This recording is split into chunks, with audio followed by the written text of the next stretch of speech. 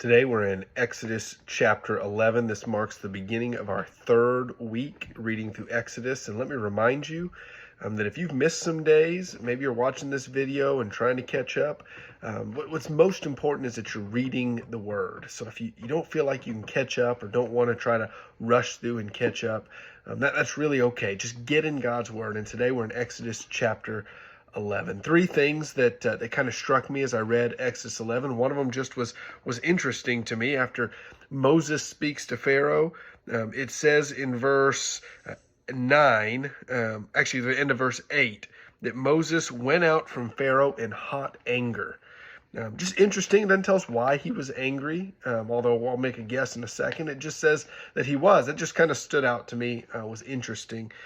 Also kind of struck me that this is the announcement of the 10th plague. Now, Pharaoh has heard God promise to bring 9 different plagues up to this point.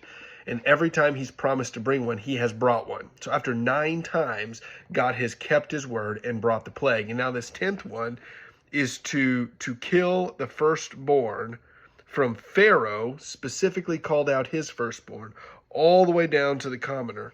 Every single one in Egypt would lose their firstborn.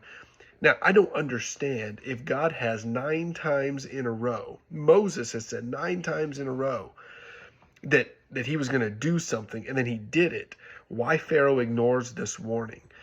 Perhaps the stubbornness is why Moses went out in hot anger, because there was a rejection even still.